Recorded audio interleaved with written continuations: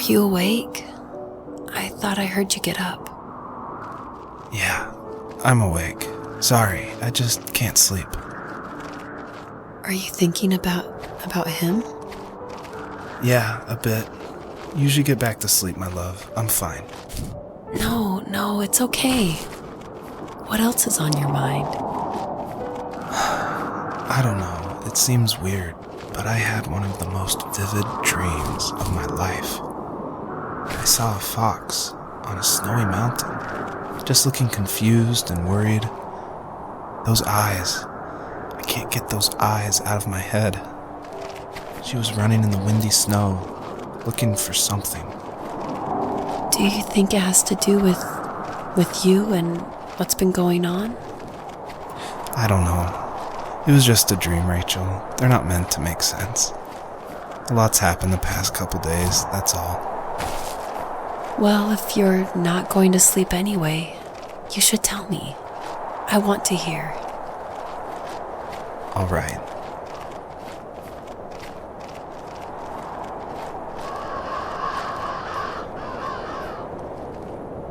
So, not far from her home, she followed that path to something unexpected.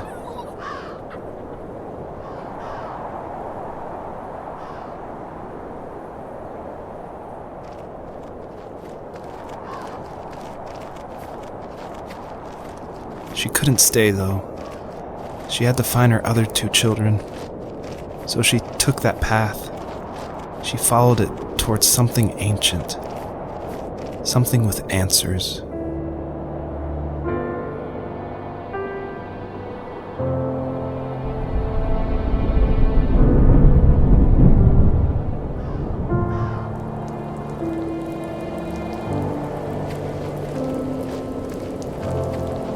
The fox looked high and low, searching for any sign of her cubs.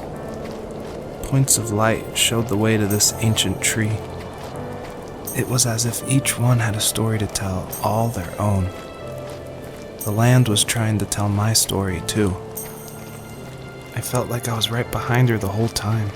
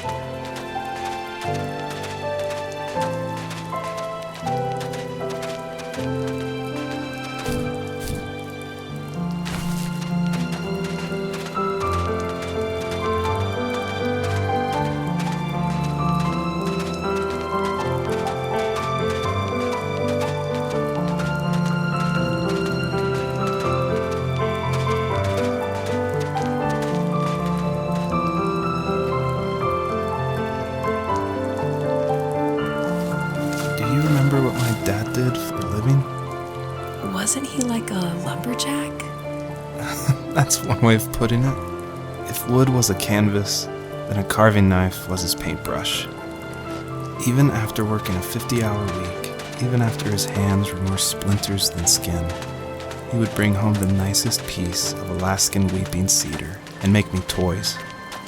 That wooden train was the first toy I can remember, and I loved it. I just knew from a young age I was going to be a lumberjack, like my father.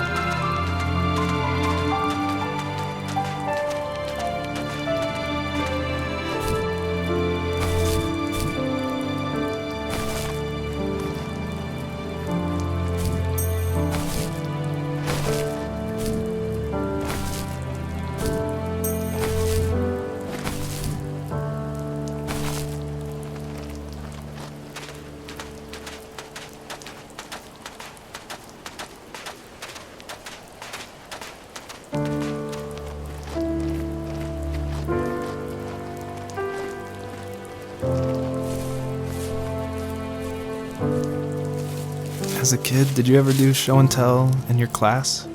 Yeah, I think I only did it once, when I was in the 4th grade. You know how my life was around then.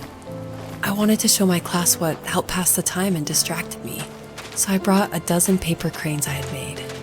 I think I told everyone how badly I wanted to be a bird and fly, embarrassingly enough. Don't be embarrassed. Every kid wants to fly. For me, it was another toy from my dad, a wooden boat. I remember guarding it so carefully in my hands as I walked into class.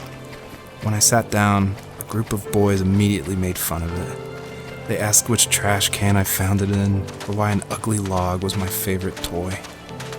When I got up, I didn't even want to tell them my dad had carved it. I said it was a joke gift my friends had given me. Kids can be so cruel. Some of them are. I shouldn't have let them get to me, but it did. It's amazing we bounced back at all.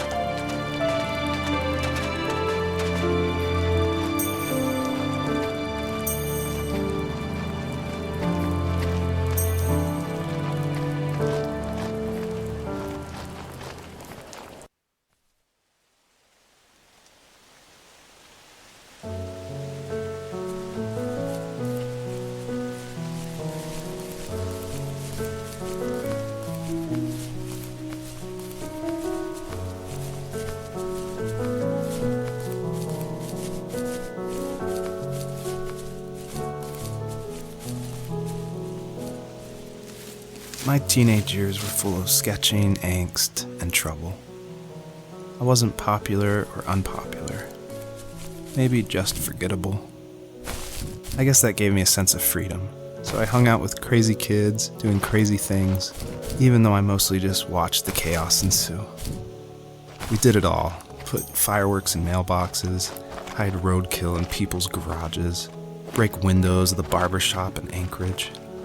My dad was furious, but he was so busy working he couldn't do much to stop me from going out. I think being an adult means There's no one to stop you making hard decisions. He had to make a living, and he couldn't be in two places at once. Yeah, I realize that now.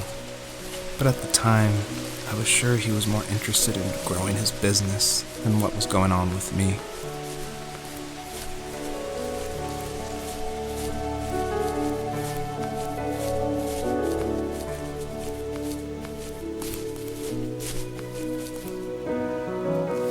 He was working another late night, and my friends were over, saying how bored they were and how they had come all the way out to my house for nothing. One of them mentioned how that old, ugly beyond belief truck was still in the garage, and how we should take it for a spin. I was only 15, so I kind of fought it for a while. The next thing I knew, we were careening around the mountain path, rocks spitting onto the sides of the cliff, while my dad's cringeworthy bluegrass blared out the speakers. I drove while my friends were in the back of that yellow and purple truck, throwing beer bottles and trash at anything remotely interesting. Felt like I was soaring in the air with borrowed wings. But all good things have endings. A cop outside of Eagle River pulled us over after he saw us send a bottle rocket into someone's yard. What followed was a long night of talking to disappointed adults and feeling smaller than ever.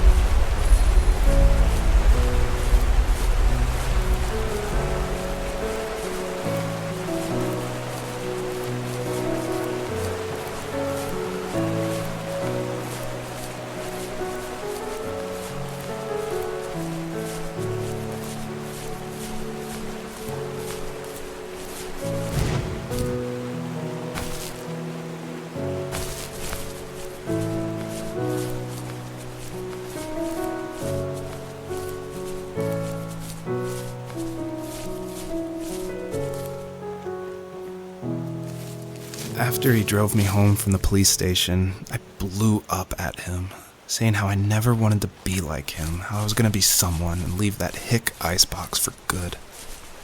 He just looked forward at the road with tired eyes. I took out that bluegrass tape from the cassette deck and chucked it out the window. In my sage teenage wisdom, I thought I had proved the ultimate point. But my dad had a different idea.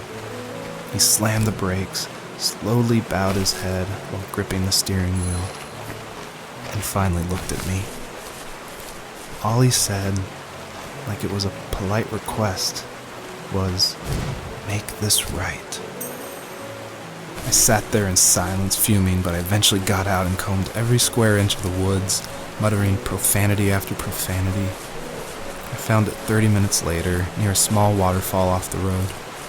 I went back to the truck, put the wet tape back in, and sure enough it worked.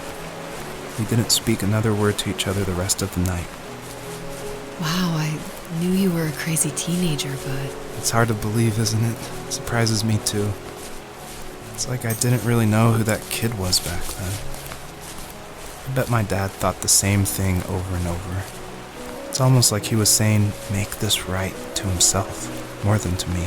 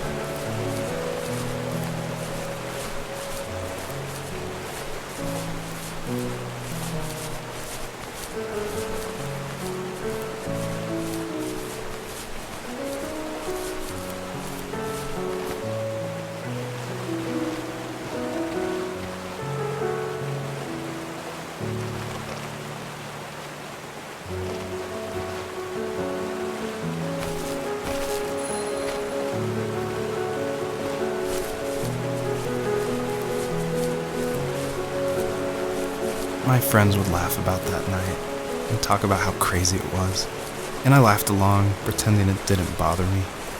But it did. I imagined my friends growing old in the bush, unable to find that thrill in those godforsaken ice fields. It's like those mountains were a literal wall, keeping me from leaving, where all I would have to look forward to are lumber yards and evening views.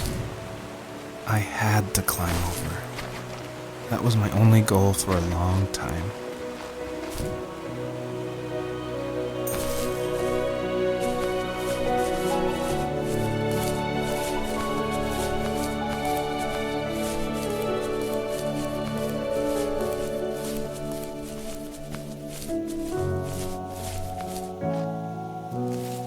If there was some way I could take my love of drawing and turn it into a way of escape, nothing would make me happier. I wanted to create instead of tearing trees down. I wanted to move to the lower 48, not because I hated it there in Alaska, but I hated the idea of it. It's like all of that spite inside me had created this monster which followed me around my whole teenage years. I put so much energy into doing what others didn't expect of me. Why did I do that? there's one fact you're forgetting, though. If you didn't have that fire in you, we probably would have never met. You're absolutely right. Maybe the destination is all that matters in the end. But then why am I awake? Why am I seeing this fox go on her journey? And why can't I stop thinking about my dad?